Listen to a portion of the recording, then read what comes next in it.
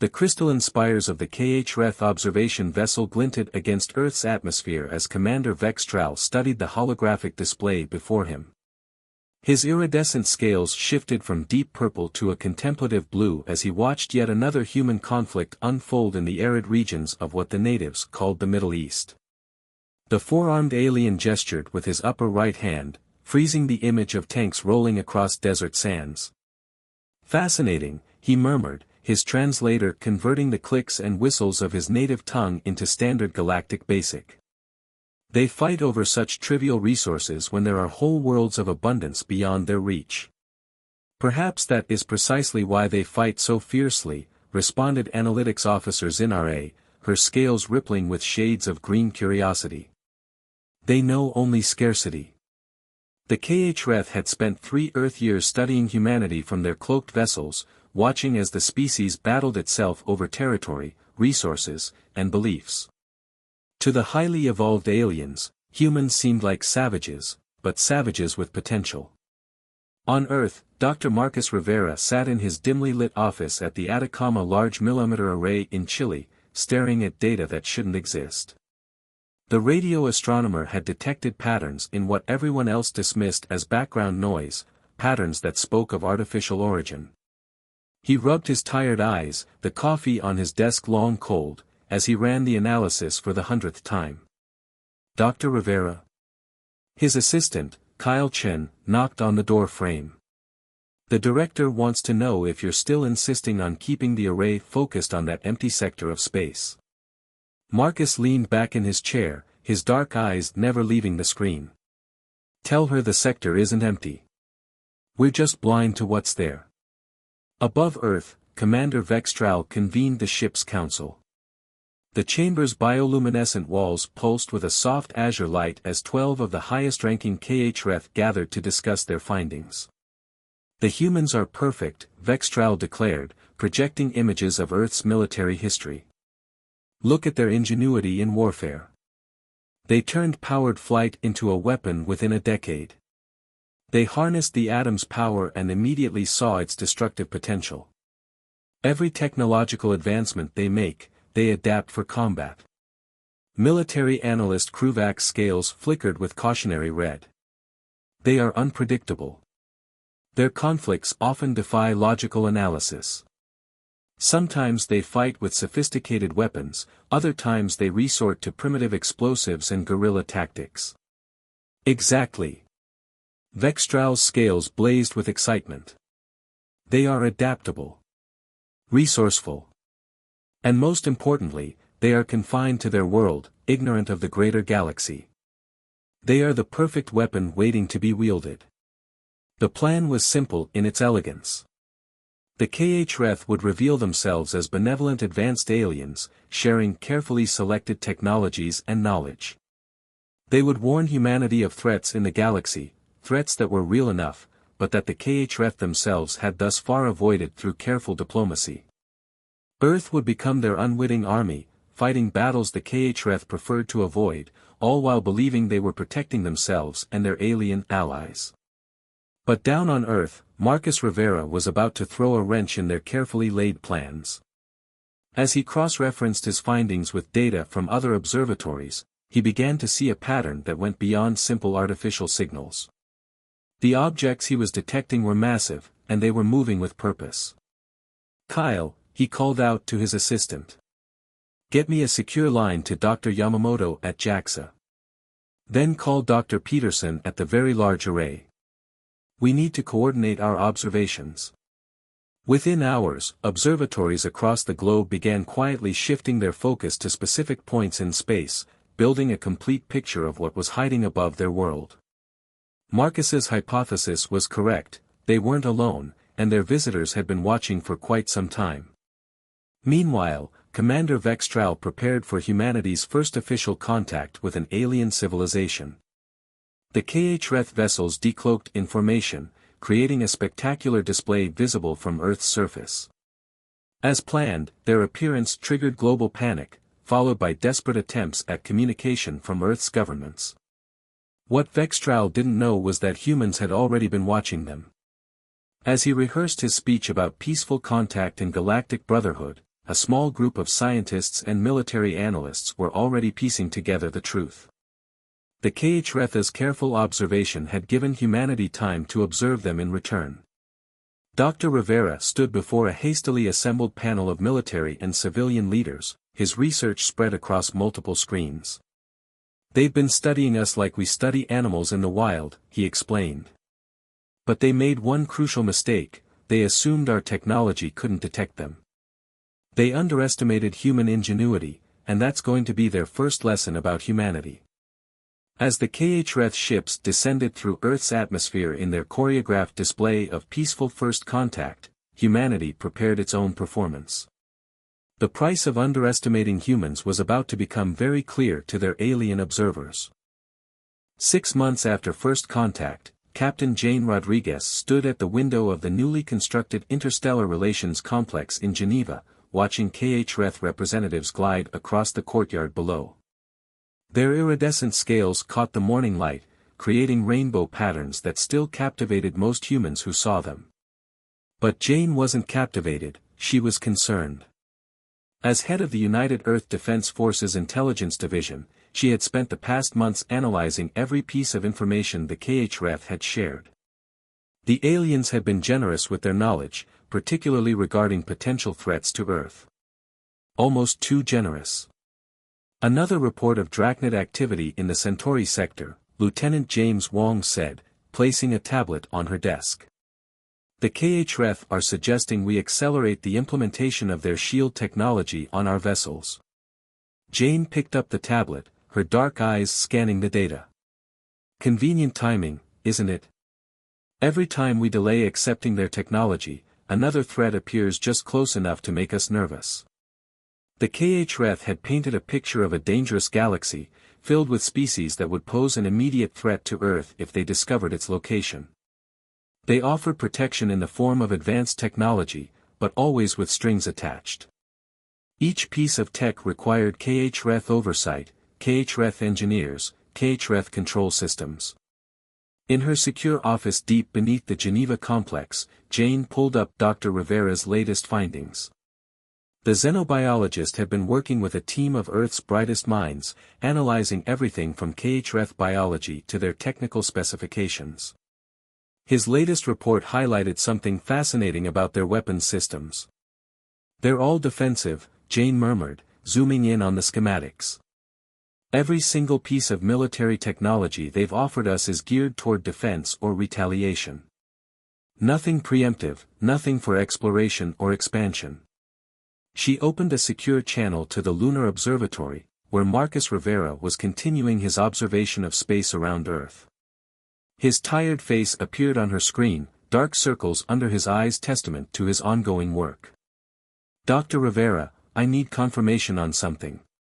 The KHRF told us the Drachnid are an aggressive, expansionist species. Have you detected any signs of their supposed fleet movements?" Marcus shook his head. "That's what's bothering me, Captain.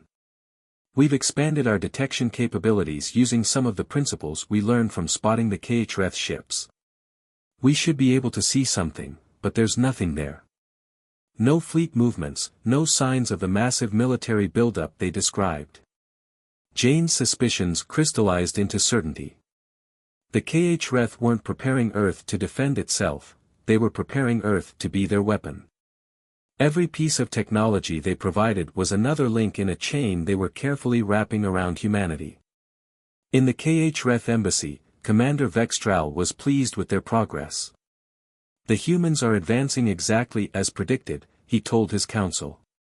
"Their military forces are reorganizing around our technology. Soon, they will be completely dependent on our systems. There is something concerning in the latest reports," Analytics Officer Zinare interjected, her scales shifting to a worried violet. "Their questions are becoming more specific, more technical. They're analyzing our technology in ways we didn't anticipate." "It's natural curiosity," Vextral dismissed her concerns. "They're like children with new toys. Let them study the technology, they can't understand its true principles without centuries of advancement." But humanity's greatest strength had always been its ability to innovate, to take existing ideas and transform them in unexpected ways. In laboratories and research facilities around the world, human scientists were doing more than just studying the HFY technology, they were rebuilding it from the ground up. At the Quantum Research Facility in Bangalore, Dr. Aisha Patel made a breakthrough that would change everything. She had been studying the quantum entanglement communication system the HFY used, trying to understand why it required their constant oversight. What she discovered hidden in the system's code made her immediately contact Captain Rodriguez. It's not just a communication system, she explained, sending her findings through their secure human-only network. Every piece of their technology contains similar code. They're building a remote shutdown mechanism into everything they give us. If they wanted to, they could disable our entire defense system with a single command. Jane stood at her window again, watching the HFY representatives below with new understanding. The aliens thought they were carefully manipulating a simple, violent species. They didn't realize that while they were watching humanity, humanity had been watching them right back, learning, adapting, and preparing. She opened a secure channel to the United Earth Defense Council. Authorization Rodriguez Alpha 79. Implementation of Protocol Mirror Shield is now active. Begin Phase 1. Across Earth and throughout the solar system, humans began their own careful deception. They would continue to play the part the HFY expected, the eager, militant species ready to be pointed at enemies. But beneath that facade, humanity was preparing for a very different kind of war. The HFY were about to learn that humans weren't just good at fighting, they excelled at deception too. And unlike the HFY's elaborate plans, humanity's deception had a much simpler goal: survival at any cost. The breakthrough came at 3:47 a.m. Greenwich Mean Time, in a secured quantum computing facility beneath the Antarctic ice. Dr. Aisha Patel's team had finally cracked the encryption on a fragment of HFY communication they'd intercepted months ago. As the alien text resolved on her holographic display, her hands began to shake.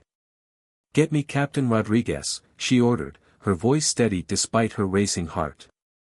"Priority Alpha. Now." In Geneva, Jane Rodriguez was already awake, reviewing reports from their deep space monitoring stations.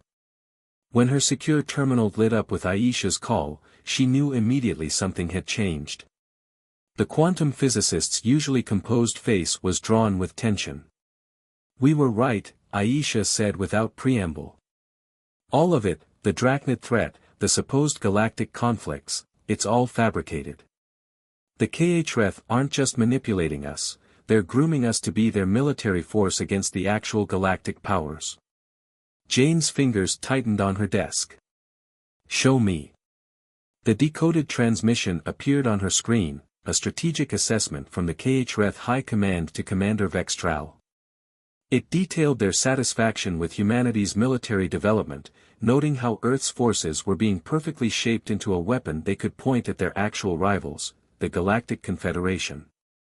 "They're using us," Jane said, her voice cold. "Creating an expendable army they can sacrifice against their real enemies. The defensive technology they gave us, it's not just controllable by them, is it?" Aisha shook her head. "It's worse. The quantum signatures suggest their defensive systems could be turned offensive at any moment. They could hijack our entire military infrastructure and use Earth as a launch point for attacks, making it appear that humans were the aggressors." In orbit above Earth, the HFY continued their careful observation, unaware that their plans were unraveling. Commander Vextral stood on the observation deck of his flagship, watching military exercises conducted by the latest human vessels equipped with HFY technology.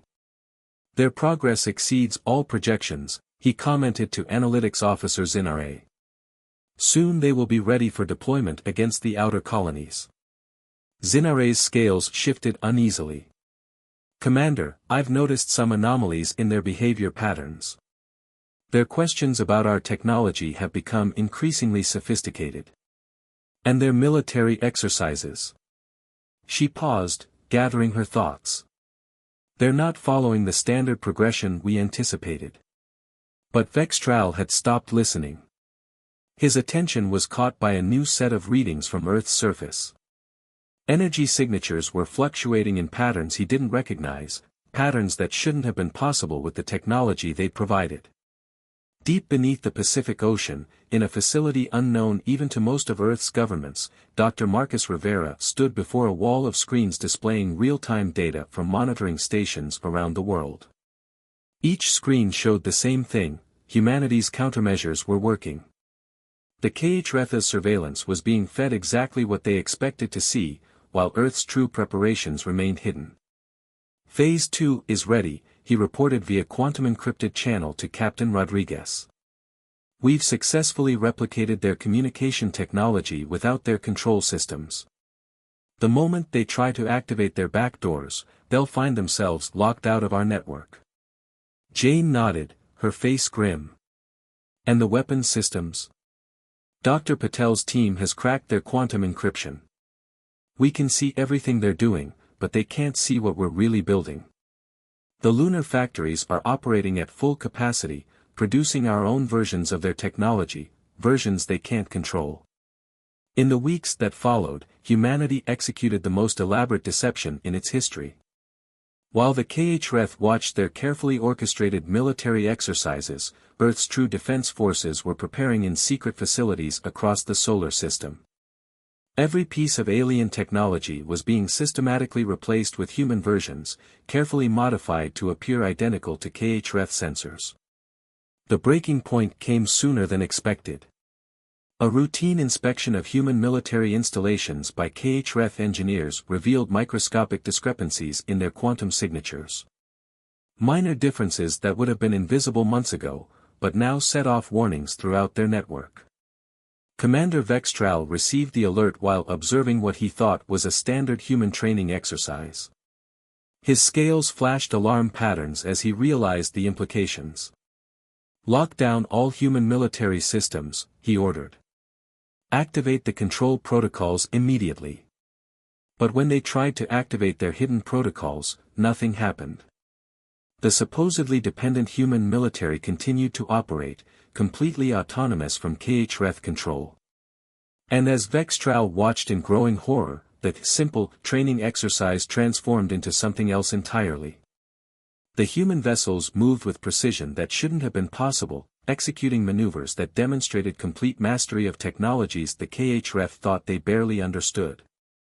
And they were no longer alone. From hidden bases across the solar system, humanity's true fleet emerged, equipped with weapons and defenses of their own design. Captain Rodriguez's voice echoed across all frequencies, in perfect KHRF language. Commander Vextral, I believe it's time we had an honest discussion about humanity's place in the galaxy. The price of underestimating humanity was about to become catastrophically clear to the KHRF High Command. Commander Vextral's scales shifted through a cascade of colors as he watched the human fleet emerge from their hidden positions across the solar system. Ships of designs he'd never seen before moved with impossible precision, their energy signatures both familiar and alien. In that moment, he realized that what he'd thought was humanity's greatest weakness, their unpredictability, was actually their greatest strength. Impossible, he whispered, his translator struggling with the emotion in his voice. Their technology, they couldn't have developed this so quickly. On the bridge of the UES Defiant, Captain Jane Rodriguez allowed herself a small smile. Commander Vextral, humanity has a long history of doing the impossible. Particularly when someone tells us we can't do something. The human fleet had taken up positions that effectively surrounded the KHRF vessels. But more importantly, they had deployed a web of quantum field generators that matched, and in some ways exceeded, KHRF technology. The aliens were trapped in a cage of their own design. In the Lunar Command Center, Dr. Marcus Rivera and Dr. Aisha Patel monitored the quantum field matrix they developed. It was based on the KHRF's own technology, but modified in ways the aliens had never considered. Humans hadn't just copied their advanced technology, they'd improved it. They never understood what makes us different, Aisha said, her fingers dancing across holographic controls. They saw our conflicts, our divisions, our apparent technological limitations, and thought they could control us. They never realized that those very challenges are what made us strong. Marcus nodded, watching as the quantum field stabilized. They studied our wars but missed the innovation that came from them. They saw our political divisions but missed how quickly we unite against external threats. They thought they were observing primitive behavior, but they were actually watching an accelerated evolution. Above Earth, the situation continued to unfold. The HFY ships attempted to activate their supposed control over human technology, only to find their commands reflected back at them. Every backdoor they'd built into their gifts had been discovered, analyzed, and neutralized. Your deception was impressive, Commander, Jane continued, her voice carried across all channels.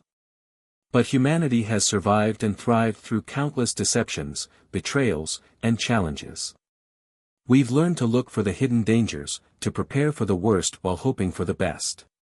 You taught us to trust our paranoia. In the HFY flagship's command center, analytics officer Zinare's scales had gone completely white, a sign of absolute shock in their species. Commander, they've not only replicated our quantum technology, they've modified it. These readings, they're using principles we never even considered. Vextral's response was cut off as his ship's systems suddenly displayed information in human English, detailed files about the HFY's true plans, their manipulations of other species, their intended use of Earth as a weapon against the Galactic Confederation. Humanity hadn't just been defending against their technology, they'd been actively infiltrating it. We've learned everything, Jane explained. About the Confederation, about your previous attempts to create proxy armies, about the real balance of power in the galaxy. We've known for months. Every military exercise you observed was a carefully choreographed performance. Every technological advancement you monitored was exactly what we wanted you to see. In secure facilities across Earth, human scientists and engineers continued their work, pushing the boundaries of what the HFY thought possible. They had taken the aliens' advanced technology and, in true human fashion, found ways to use it that its creators had never imagined. But here's what you need to understand, Jane continued, her voice carrying the weight of human history. We're not interested in being anyone's weapon. We don't want to be your army or your enemies. What we want is what we've always wanted, to survive, to grow, to explore, and to determine our own destiny. The human fleet's positions shifted slightly, maintaining their tactical advantage while clearly demonstrating they had no intention of attacking unless provoked. It was a delicate balance of power and restraint, something the HFY had never expected from the violent, primitive humans. You have two options, Commander, Jane declared. You can accept that your plan has failed and open genuine diplomatic relations with Earth, not as manipulators, but as equals. Or you can try to force the issue, and discover exactly how much humanity has learned from studying your technology. In the tense silence that followed, Vextral faced the most difficult decision of his career. The humans had not only survived their test, they had completely reversed it. They had taken everything the HFY had planned to use against them and turned it into something new, something unexpected. The price of underestimating humanity wasn't just the failure of their plan, it was the revelation that they had inadvertently helped create exactly what they feared, a species that could match and even exceed their capabilities. But unlike the weapon they had tried to forge, this humanity was acting with restraint, offering peace instead of pursuing revenge. Commander Vextral's scales finally settled into a deep blue of resignation and respect. Perhaps, he said carefully, it is time we learned what humans can teach us about the art of peaceful coexistence. 1 year after the confrontation above Earth, the interstellar relations complex in Geneva had transformed. Where once HFY representatives had glided in calculated displays of superiority, now delegates from a dozen species walked the halls. Earth had become something unprecedented in galactic politics, a neutral ground where various civilizations could meet as equals. Captain Jane Rodriguez, recently promoted to Admiral, stood beside Commander Vextral on the observation deck overlooking Lake Geneva. The KHRF leader's scales now displayed a pattern that human xenobiologists had learned to recognize as genuine respect, a far cry from the calculated patterns of their first meetings. The Confederation representatives were impressed by the quantum communication network, Vextral noted, watching ships from various species dock at the newly constructed orbital facility. They never expected humans would be the ones to create a truly secure system. Jane smiled slightly. We had good teachers. Even if those teachers didn't intend to teach us quite so much. Dr. Marcus Rivera and Dr. Aisha Patel had led the team that developed the new network. They had taken the principles of KHRF quantum technology and reimagined them, creating a system that allowed for instant communication across vast distances while being fundamentally impossible to compromise. It was just one of many innovations that had emerged from humanity's crash course in advanced technology. The galaxy is still adjusting to your emergence, Vextral admitted. Many species are uncomfortable with how quickly humans have advanced. They're uncomfortable because we didn't advance the way anyone expected, Jane replied. We didn't follow the normal technological progression. We didn't build an empire. We didn't seek revenge against the KHRF. We did something that apparently no other species anticipated. We learned, we adapted, and we chose to build bridges instead of weapons. In orbit, the massive form of the UES Unity cast its shadow across the construction yards where human and alien engineers worked together. The ship represented everything humanity had achieved in the past year, a vessel that combined technologies and ideas from multiple species into something entirely new. It wasn't a warship, though it could defend itself if necessary. It was an exploration vessel, designed to push the boundaries of known space.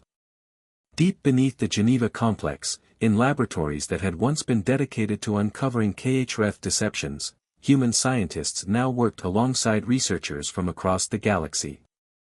Dr. Patel's quantum computing breakthroughs had attracted particular attention from the Confederation's leading minds. Your species continues to surprise us, Zinare, now Earth's permanent KHRF ambassador, commented as she observed a demonstration of new medical technology that combined human intuition with alien precision.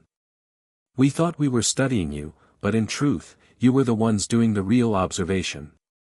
The humans had indeed learned far more than just technology. They had studied how different species thought, how they approached problems, their strengths and their blind spots. And in doing so, they had discovered something remarkable. Every species had something valuable to contribute, even if they didn't realize it themselves. The Drachnid delegation arrives tomorrow, Jane informed Vextral. They're particularly interested in discussing how we modified their shield harmonics to work with KHRF power systems. Apparently, nobody had ever thought to combine the technologies before. Vextral's scales flickered with what might have been embarrassment. The Drachnid, far from being the aggressive warriors the KHRF had described, were actually a highly sophisticated civilization specializing in defensive technologies. Like many species, they had been isolated by millennia of mistrust and competition. Earth was changing that, one diplomatic meeting at a time. We made a serious error, Vextral admitted, watching a group of human children touring the complex with their alien counterparts. We saw your conflicts and thought you were primitive. We saw your divisions and thought you were weak. We saw your rapid technological advancement and thought you were dangerous. And what do you see now? Jane asked, though she already knew the answer. We see that those very things make you unique. Your conflicts taught you to value peace. Your divisions taught you to seek understanding. Your rapid advancement taught you the importance of wisdom alongside knowledge. Vextral's scales shifted to a deep gold, a color of profound realization. You weren't the weapon we tried to forge. You were something far more powerful, a species that could bring others together. As the sun set over Geneva, ships from across the galaxy continued to arrive in Earth's orbit. Each carried representatives eager to participate in what humans had created, a new way of approaching interstellar relations. Not through dominance or deception, but through genuine cooperation and mutual respect. The price of underestimating humanity hadn't just been the failure of the KHRF's plans. It had been the transformation of the galaxy itself. Humanity had taken an attempt at manipulation and turned it into an opportunity for unprecedented cooperation. They had faced potential conquest and created connection instead. In the end, humans had proven to be the ultimate weapon, not against other species, but against the very concepts of isolation, stagnation, and fear that had kept the galaxy divided for so long. They were a force for change, for innovation, for bringing together the best aspects of every civilization they encountered. And that, perhaps, was the greatest victory of all.